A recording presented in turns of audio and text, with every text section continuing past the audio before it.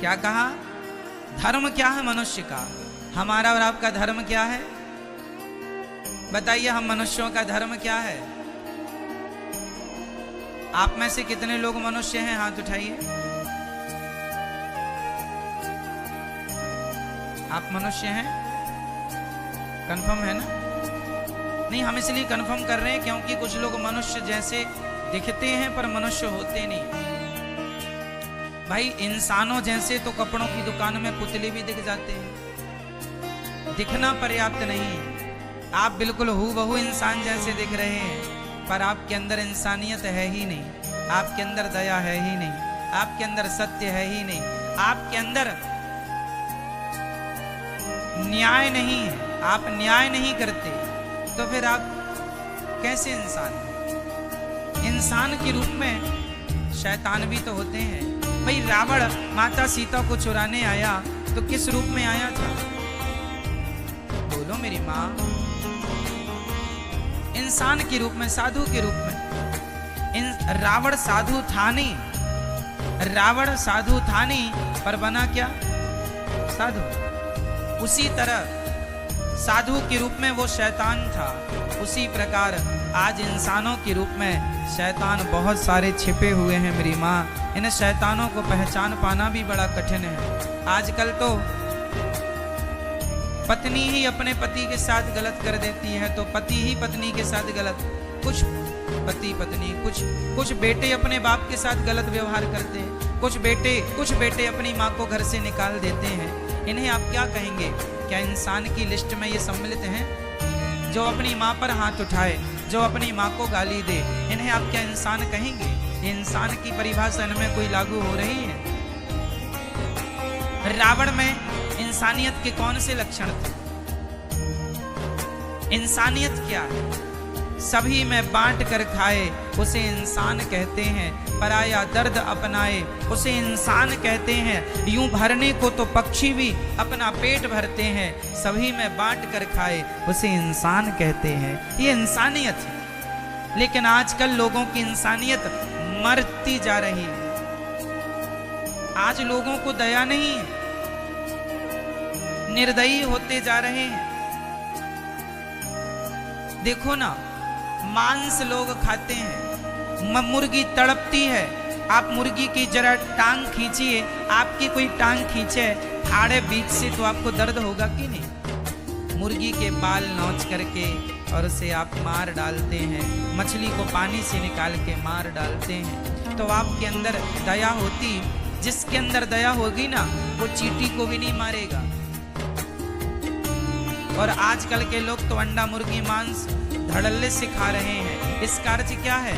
ये लोग निर्दयी हैं, इनके अंदर दया समाप्त हो चुकी है। ये इंसान नहीं है। जिसके अंदर दया नहीं है वो इंसान नहीं हो सकता मेरी माँ। वो इंसान के रूप में कुछ और ही है। यही घोर कलयुग की पहचान है। इसलिए मांस ना खाया जाए। आप में से लोग खाते हैं क्या? कुछ लोग मांस, अंडा, मुर्गी, मछली इत्यादि। आजकल तो बकरा बकरी को भी शादी विवाह में लोग परंपराओं के नाम पर मारते हैं कि भाई हमारी तो बाप दादों की परंपरा है, तो बकरे को काट दिया। तो किसी धर्मों में गाय को काटते हैं, तो किसी धर्मों में बकरे को काट डालते हैं और वो कहते हैं हमारा देवता खुश हुआ, हमारी देवी खुश हुई। अरे भाई, सामान्य बात है, सामान्य दृष्टि से हम देखें तो विचार करें, हमारा कोई अंगूठा काट दे तो दर्द होता है या नहीं? हमारा अंगूठा कोई काटेगा तो क्या उसके लिए हम दुआएं करेंगे या बद्दुआएं निकलेंगी? क्या आप कोई दो चार थप्पड़ मार दे गाल में कस के तो आपके अंदर से उसके लिए बद्दुआएं, भाई मैंने तेरा क्या बिगाड़ा था? चलो मैंने कुछ बिगाड़ा हो और फिर आपने मारा हो तो कोई बात नहीं कि मैंने गलती, पर मैंने गलती नहीं की और आपने दो चार जड़ दिया तो बद्दुआएं तो निकलेंगी ना। बताओ बकरे ने क्या बिगाड़ा था तुम्हारा? बताओ मछली ने क्या बिगाड़ा था तुम्हारा? बताओ मुर्गी ने क्या बिगाड़ा था तुम्हारा? बताओ मुर्गी के अंडे ने क्या बिगाड़ा था तुम्हारा? निर्दोष थे और निर्दोष की तुमने अपने स्वाद के लिए जान ले ली। क्या इसका परिणाम तुम्हें भोगना नहीं पड़ेगा? क्या यही तुम्हारी इंसानियत थी? क्या यही तुम्हारा धर्म था? इसी को तुम धर्म कहते हो? अरे हमारे यहाँ लिखा है वेदों में, अहिंसा ही परमो धर्मः। हमारे वेद का पहला मंत्र क्या है, पहला वचन क्या है, अहिंसा ही परमो धर्मः। अहिंसा, अहिंसा मतलब किसी जीव की हत्या ना करना। हत्या करना पाप है और किसी जीव की रक्षा करना, मारने वाले से बचाने वाला बड़ा होता है। ये हम लोगों ने सुना है, पढ़ा है, समझा है। और चलो आप वेद पुराणों को ना मानते हो तो ना मानो, सामान्य दृष्टि से बात करो, इंसानियत के नाते बात करो, तो भी किसी की जान लेना सही है क्या? आप कहें महाराज जी हम वेद पुराणों को नहीं मानते, चलो जी ना मानो, ना मानो, चलो हम तुम्हारे बेटे की जान ले लें, तो तुम क्या जान लेने दोगे? नहीं। फिर तुम मछली की जान क्यों ले रहे हो? क्यों तुम किसी की हत्या कर रहे हो? इसलिए कि तुम्हें मछली का मांस अच्छा लगता है? इसलिए कि तुम्हें मुर्गी का मांस अच्छा लगता है? तुम्हारी जिह्वा में आदत हो गई है खाने की, स्वाद लग गया है उसका? अरे भाई, मांस वांस तो कुत्ता बिल्ली शेर लोग खाएं तो शोभा देता है, उनका तो आहार ही वो है। हमारे लिए तो विधाता ने 56 प्रकार के भोग बना रखे हैं, 56 प्रकार के व्यंजन है।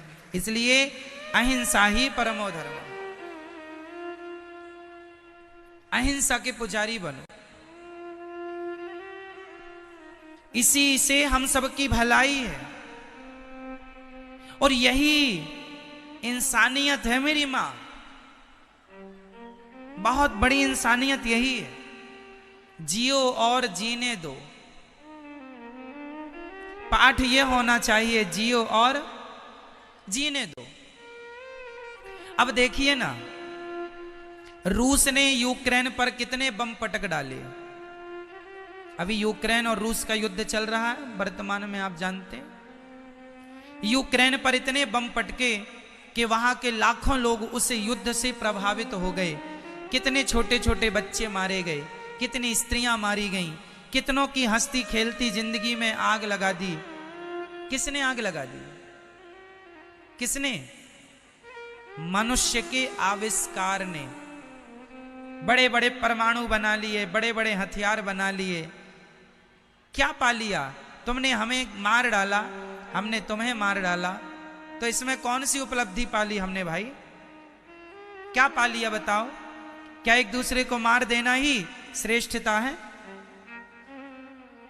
यही सीखा है क्या हमने? हमारे सनातन धर्म ने, हमारी संस्कृति ने ये नहीं सिखाया। हमारे यहाँ महाभारत का युद्ध जब हुआ था, उसके पहले शांति प्रस्ताव भगवान श्री कृष्ण ने रखी थी। शांति दूत बनकर गए थे, नहीं मानी, नहीं माना दुर्योधन ने, तब अंत में महाभारत का युद्ध हुआ। और महाभारत का युद्ध भी हमें बहुत कुछ सिखाता है। उस महाभारत के युद्ध में आप पूरा महाभारत पढ़ डालिए, उसमें एक भी बच्चे की हत्या नहीं हुई, एक भी महिला की हत्या नहीं हुई। क्यों? क्योंकि उस समय के युद्ध ऐसे लड़े जाते थे कि हम जिस पर तीर मारते थे वही मरता था। ऐसा नहीं कि हमने शहर में बम पटक दिया तो आम पब्लिक मर गई। ऐसे युद्ध नहीं होते थे पहले के जमाने में।